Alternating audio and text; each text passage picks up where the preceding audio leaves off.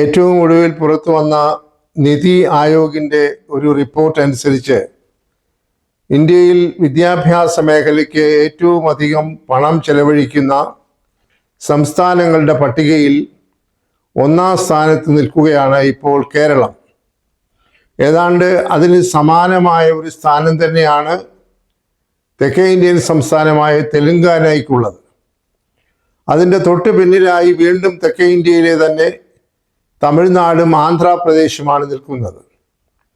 കേരളത്തിലെ കണക്കനുസരിച്ച് മൊത്ത ആഭ്യന്തര വരുമാനത്തിൻ്റെ, അതായത് GSDPയുടെ 3.46% വിദ്യാഭ്യാസ മേഖലയ്ക്കായി മാറ്റിവെച്ചിരിക്കുന്നത്. അതിൽ തന്നെ 0.53% ഉന്നത വിദ്യാഭ്യാസ മേഖലയ്ക്ക് മാത്രമായി ചെലവഴിക്കുന്നതിന് നീക്കിവച്ചിരിക്കുന്നു.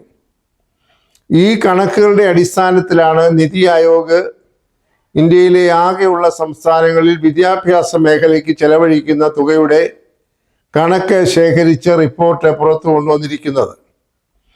ഇവിടെ സംഖ്യാപരമായിട്ടുള്ള ഒരു കണക്കാണ് ഇത് എന്ന് പറയേണ്ടിയിരിക്കുന്നു. കാരണം വിദ്യാഭ്യാസം എന്ന് പറയുന്നത് പണം ചെലവഴിച്ചതുകൊണ്ട് മാത്രം മെച്ചപ്പെടുന്ന ഒരു മേഖലയല്ല.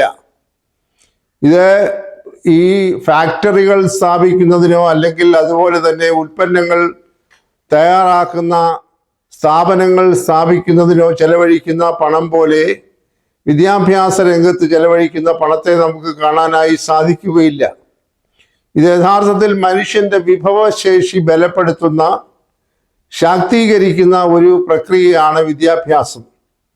മാത്രവുമല്ല, ഒരു വിദ്യാർത്ഥിയുടെ സമഗ്രമായ വളർച്ച, വ്യക്തിത്വ വളർച്ചയുടെ വിദ്യാഭ്യാസത്തിലൂടെ നേടാൻ കഴിയുമെന്നാണ് സാമൂഹ്യ ശാസ്ത്രജ്ഞന്മാരും മനഃശാസ്ത്രജ്ഞന്മാരും വിദ്യാഭ്യാസ വിചക്ഷണന്മാരും പൊതുസമൂഹവും കരുതുന്നത്. അതുകൊണ്ട് നേരിട്ട് ഇതിൻ്റെ പ്രതിഫലം അല്ലെങ്കിൽ ഇതിൽ നിന്ന് ലാഭം ഉണ്ടാക്കാനായി ഒരു സംസ്ഥാനത്തിലും സാധിക്കുകയില്ല, ഒരു രാജ്യത്തും സാധിക്കുകയില്ല. ആ തരത്തിൽ കണക്കാക്കുമ്പോൾ കേരളത്തിൽ ഇത്രയധികം ചെലവഴിക്കുന്നു എന്ന് പറയുന്നത് വലിയൊരു മഹാകാര്യം എന്ന് കാണേണ്ടതില്ല. കാരണം ഇത്രയുമൊക്കെ പണം ചെലവഴിച്ച് ഇന്ത്യയിൽ 28 സംസ്ഥാനങ്ങളിൽ പ്രഥമ സ്ഥാനം നേടിയിട്ടും കേരളത്തിൻ്റെ വിദ്യാഭ്യാസ നിലവാരം ഉയർന്നിട്ടില്ല എന്ന ഒരു വലിയ വൈരുദ്ധ്യം നമ്മൾ കാണാതെ പോകരുത്. പണം ചെലവഴിക്കുന്നതിന് ഒരു പ്രധാനമായിട്ടുള്ള ഘടകം, ഇത്രയും അധികം തുക ചെലവഴിക്കുന്നത് കേരളത്തെ പോലെ ഇത്രയും വിദ്യാഭ്യാസ സ്ഥാപന സാന്ദ്രതയുള്ള ഒരു സംസ്ഥാനം ഇന്ത്യയിലില്ല. കാരണം എത്ര അടുത്തടുത്താണ് നമ്മുടെ സംസ്ഥാനത്തെ വിദ്യാഭ്യാസ സ്ഥാപനങ്ങൾ, സ്കൂളുകളാകട്ടെ, കോളേജുകളാകട്ടെ, സർവകലാശാലകളാകട്ടെ. ആരെയും ഞെട്ടിപ്പിക്കുന്നതാണ് കേരളത്തിൽ ഇത്രയും കൊച്ചു ഒരു സംസ്ഥാനത്തിൽ, ഇന്ത്യയിലെ ഭൂമിശാസ്ത്രപരമായി വളരെ വളരെ ചെറിയ ഈ സംസ്ഥാനത്ത് 14 യൂണിവേഴ്സിറ്റികളാണ് പ്രവർത്തിക്കുന്നത്. ഈ കേരളം ഉണ്ടായ സമയത്ത് ആകെ 3-4 യൂണിവേഴ്സിറ്റികളെ ക്രമാനുഗതമായി കേരളത്തിൽ ആകമാനം ഉണ്ടായിരുന്നുള്ളൂ. ആ സ്ഥാനത്ത് നിന്ന് 14 സർവകലാശാലകൾ പ്രവർത്തിക്കുകയാണ്. അതുപോലെ കോളേജുകളുടെ സംഖ്യ തന്നെ അസാധാരണമായി വർദ്ധിച്ചിരിക്കുന്നു. 3 മേഖലകളിലായി ഉന്നത വിദ്യാഭ്യാസ സ്ഥാപനങ്ങൾ ഓരോ ദിവസവും എണ്ണത്തിൽ വർദ്ധിച്ചുകൊണ്ടിരിക്കുകയാണ്. പൊതുമേഖലയിലാകട്ടെ, സ്വകാര്യ മേഖലയിലാകട്ടെ, സ്വാശ്രയ മേഖലയിലാകട്ടെ സ്ഥാപനങ്ങൾ ക്രമാനുഗതമായി എണ്ണത്തിൽ വർദ്ധിച്ചുകൊണ്ടിരിക്കുന്നു. അപ്പോൾ ഗുണപരമായിട്ടുള്ള മാറ്റം ഇതുകൊണ്ട് കേരളത്തിലെ വിദ്യാഭ്യാസത്തിനുണ്ടോ എന്ന് ചോദിച്ചാൽ ഖണ്ഡിതമായി ഒരു ഉത്തരം പറയാനായി സാധിക്കുകയില്ല. അതിന് പ്രധാനപ്പെട്ട തെളിവുകളാണ് കേരളത്തിൽ ഇപ്പോഴും വിദ്യാസമ്പന്നരായിട്ടുള്ള ലക്ഷക്കണക്കിന് ആളുകൾ ജോലിയില്ലാതെ അലയുകയാണ്. അത് ഒരു സാമൂഹ്യ പ്രശ്നമാണ്. കാരണം തൊഴിലില്ലായ്മ രൂക്ഷമായിരിക്കുന്നു. കേരളത്തിൽ തൊഴിലില്ലായ്മ വളരെ അതിരൂക്ഷമാണ് എന്ന് തന്നെ പറയേണ്ടിയിരിക്കുന്നു.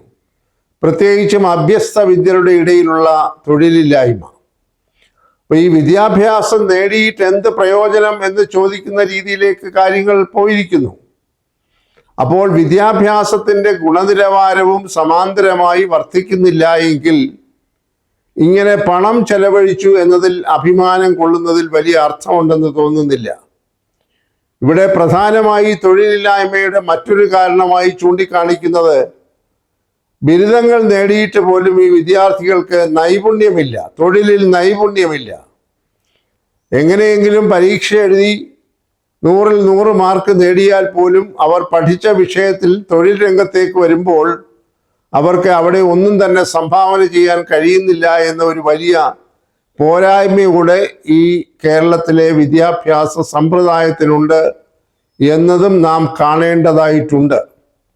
അപ്പോൾ വിദ്യാഭ്യാസം സംഖ്യാപരമായി വർദ്ധിപ്പിക്കുന്നതിൽ അഭിമാനം കൊള്ളുന്നതോടൊപ്പം തന്നെ അതിൻ്റെ നിലവാരം വർദ്ധിപ്പിക്കുന്നതിലും ശ്രദ്ധ കേന്ദ്രീകരിക്കേണ്ടതുണ്ട് എന്നത് വളരെ പ്രധാനപ്പെട്ട ഒരു സംഗതിയാണ്. ഇന്നത്തെ കേരളത്തിലെ വിദ്യാഭ്യാസ മേഖലയെ സംബന്ധിച്ച് അഭിമാനം കൊള്ളുന്നതിനേക്കാൾ അപമാനം കൊണ്ട് തല കുലിക്കേണ്ട ഒരു സാഹചര്യമുണ്ട് എന്ന് പറഞ്ഞാൽ അധികപ്പറ്റാവുകയില്ല.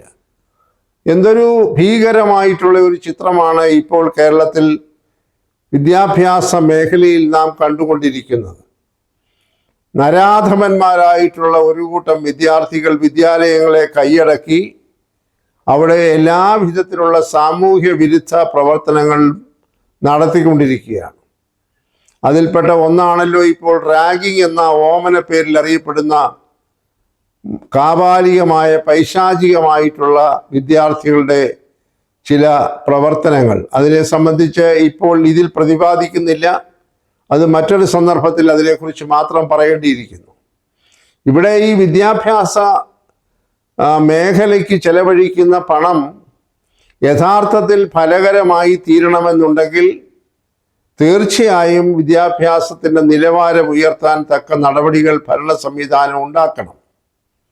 ഇവിടെ സംഗതിവശാൽ പറയട്ടെ, കേരളത്തിലെ നേരത്തെ സൂചിപ്പിച്ചതുപോലെയുള്ള സർവകലാശാലകളിൽ 11 എണ്ണത്തിൽ വൈസ് ചാൻസലർമാരില്ലാതായിട്ട് വർഷങ്ങളായി. ഒരു സർവകലാശാലയെ നയിക്കേണ്ടതും അവിടുത്തെ പരിപാടികളെല്ലാം ആവിഷ്കരിക്കേണ്ടതും അവിടുത്തെ പദ്ധതികളെല്ലാം കണ്ടെത്തി ഗവേഷണം ഉൾപ്പെടെ നടത്തുന്നതിനും പരമപ്രധാനമായ താക്കോൽ സ്ഥാനത്തിരിക്കേണ്ട ഒരാളാണ് വൈസ് ചാൻസലർ എന്ന് പറയുന്നത്.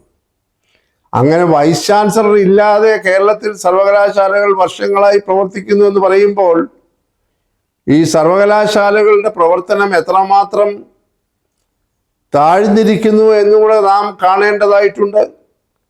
വേണ്ട രീതിയിൽ പദ്ധതികൾ ആവിഷ്കരിക്കുന്നതിനും ഗവേഷണ പ്രവർത്തനങ്ങൾ നടത്തുന്നതിനുമുള്ള സംവിധാനം ഒരുക്കാൻ ഇന്ന് സർവകലാശാലകൾക്ക് പലതിനും കഴിയുന്നില്ല. ചില പ്രത്യേക അംശങ്ങളൊക്കെ എടുത്തു കാട്ടി ഇന്ത്യയിൽ പൊതുവായി ചെയ്യുന്ന പോലെ കുറേ സർവേ റിപ്പോർട്ടുകൾ ഉണ്ടാക്കി അതിൽ അഭിരമിച്ചിരിക്കുന്നതിൽ യാതൊരു കാര്യവുമില്ല. പ്രധാനമായി വിദ്യാഭ്യാസം ലഭിക്കുന്ന ആളുകൾക്ക് തൊഴിൽ ലഭിക്കുവാനുള്ള പ്രാഗൽഭ്യം ഉണ്ടാകണം. അതുകൊണ്ട് നൈപുണ്യ വികസന രംഗത്ത് കാര്യമായി ഇടപെട്ടെങ്കിൽ മാത്രമേ വിദ്യാഭ്യാസം കൊണ്ട് പ്രയോജനം ഉണ്ടാവുകയുള്ളൂ. രണ്ടാമതായി, വിദ്യാഭ്യാസം തന്നെ ഫലകരമായി പൂർത്തീകരിക്കാൻ കഴിയുന്ന തരത്തിലുള്ള ഒരു അന്തരീക്ഷം വിദ്യാഭ്യാസ സ്ഥാപനങ്ങളിൽ ഉണ്ടാകണം. മറ്റൊരു തരത്തിൽ പറഞ്ഞാൽ അമിതമായ രാഷ്ട്രീയവൽക്കരണം കേരളത്തിൻ്റെ വിദ്യാഭ്യാസ മേഖലയെ അനുദിനം പിറകോട്ടടിച്ചുകൊണ്ടിരിക്കുന്നു, ഗുണനിലവാരത്തെ പിന്നാക്കം കൊണ്ടുപോകുന്നു എന്നാണ് പറയേണ്ടിയിരിക്കുന്നത്. അത് അത്യന്തം ദുഃഖകരമായിട്ടുള്ള ഒരു സാഹചര്യമാണ്. അപ്പോൾ കേരളത്തിൽ സാക്ഷരതയിൽ നമ്മൾ 1-ാം സ്ഥാനത്താണ് എന്നൊക്കെ നമ്മൾ അഭിമാനിക്കുമ്പോഴും ഇവിടെ തൊഴിലില്ലായ്മ ഒരു ഭാഗത്ത് വളരെ വലുതാണ്. അതോടൊപ്പം തന്നെ വിദ്യാഭ്യാസ സ്ഥാപനങ്ങളിൽ പഠനാന്തരീക്ഷം വളരെ ദയനീയമായി തകർന്നിരിക്കുന്നു. അതിൻ്റെ കൂടെ മറ്റൊരു പ്രധാനപ്പെട്ട പ്രത്യാഘാതമാണല്ലോ മുൻപൊരിക്കലും ഉണ്ടായിട്ടില്ലാത്ത വിധം കേരളത്തിൽ 12ാം ക്ലാസ് കഴിഞ്ഞാൽ കിടപ്പാടം പോലും പണയം വെച്ചുകൊണ്ട് വിദ്യാർത്ഥികൾ ഉപരിപഠനത്തിനായി കേരളത്തിന് പുറത്തേക്കും ഇന്ത്യക്ക് പുറത്തേക്കും മുൻപൊരിക്കലും ഉണ്ടാകാത്ത വിധം ഒഴുക്ക് ഉണ്ടായിക്കൊണ്ടിരിക്കുന്നത്. അപ്പോൾ ഇതെല്ലാം കൂടെ ചേർത്ത് വേണം നമ്മൾ വായിക്കാൻ. വിദ്യാഭ്യാസ മേഖലയ്ക്ക് GSDPയുടെ മൊത്ത ആഭ്യന്തര വരുമാനത്തിൻ്റെ 3.46% ചെലവഴിക്കുന്നു. അതിൽ തന്നെ 0.53% ഉന്നത വിദ്യാഭ്യാസ മേഖലയ്ക്കൊക്കെ ചെലവഴിക്കുന്നു. എന്നത് തീർച്ചയായും അഭിമാനിക്കത്തക്കത് തന്നെയാണ്. പക്ഷേ ആ അഭിമാനത്തോടൊപ്പം തന്നെ നമ്മൾ കാണേണ്ടത് ഈ വിദ്യാഭ്യാസം കഴിഞ്ഞിറങ്ങുന്ന എത്രയോ ആളുകൾ തൊഴിലില്ലാതെ അലയുന്നു. അതുപോലെ തന്നെ അവർ നടത്തിയതായ വിദ്യാഭ്യാസത്തിന് അനുയോജ്യമായിട്ടുള്ള തൊഴിലുകളാണോ ലഭിക്കുന്നത്? ഏറ്റവും ഒടുവിൽ കിട്ടുന്ന ചില റിപ്പോർട്ടുകളൊക്കെ സൂചിപ്പിക്കുന്നത് എഞ്ചിനീയറിംഗ് ബിരുദധാരികൾ, MBA ബിരുദധാരികളൊക്കെ പലപ്പോഴും പോലീസ് സേനയിൽ സിവിൽ പോലീസ് ഓഫീസർമാരായി പ്രവർത്തിക്കുന്നു എന്നാണ്. അതുപോലെ തന്നെ ഈ കോർപ്പറേറ്റ് മേഖലകളിലൊക്കെ തന്നെ വിദ്യാഭ്യാസത്തിന് അനുയോജ്യമായിട്ടുള്ള തൊഴിലുകളല്ല പലയിടത്തും ലഭിക്കുന്നത്. സർക്കാർ ഓഫീസുകളിൽ പോലും ക്ലറിക്കൽ തസ്തികകളിൽ പോലും ഇരിക്കുന്ന ഉദ്യോഗാർത്ഥികൾ LLB, MBA, BTech തുടങ്ങിയ ബിരുദം നേടിയിട്ടുള്ളവരാണ്. അങ്ങനെയുള്ള ഒരു തരത്തിലുള്ള ഒരു വിദ്യാഭ്യാസം കൊണ്ട് ആർക്ക് എന്ത് ഗുണമാണ് ഉണ്ടാകുന്നത്?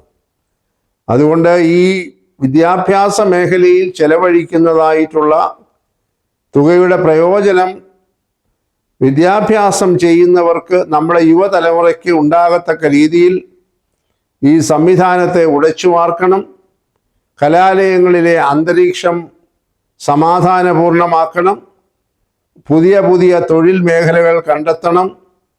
അതിന് തക്കതായ നൈപുണ്യ വികസനത്തിന് പരിപാടികൾ ആവിഷ്കരിക്കണം. ഇതെല്ലാം കൂടെ ചേർത്ത് ഒരു കാര്യമായ ശ്രമം ഉത്തരവാദപ്പെട്ട സ്ഥാനത്തിരിക്കുന്നവർ, ഭരണകൂടം നടത്തിയെങ്കിൽ മാത്രമേ ഈ ചെലവഴിച്ച പണത്തിന് ഒരു ന്യായീകരണം ഉണ്ടാവുകയുള്ളൂ. അല്ലാതെ വെറുതെ പണം ചെലവഴിച്ചതിൽ നമ്മൾ ഒന്നാം സ്ഥാനത്താണ് എന്ന് അഭിമാനിച്ചുകൊണ്ട് നടക്കുന്നതിൽ മാത്രം വലിയ അർത്ഥമില്ല. ഒരു സമഗ്രമായ വിദ്യാഭ്യാസത്തിൻ്റെ ഗുണനിലവാര വർധനവ് കൂടെ ഇതോടൊപ്പം കാണേണ്ടതായിട്ടുണ്ട്.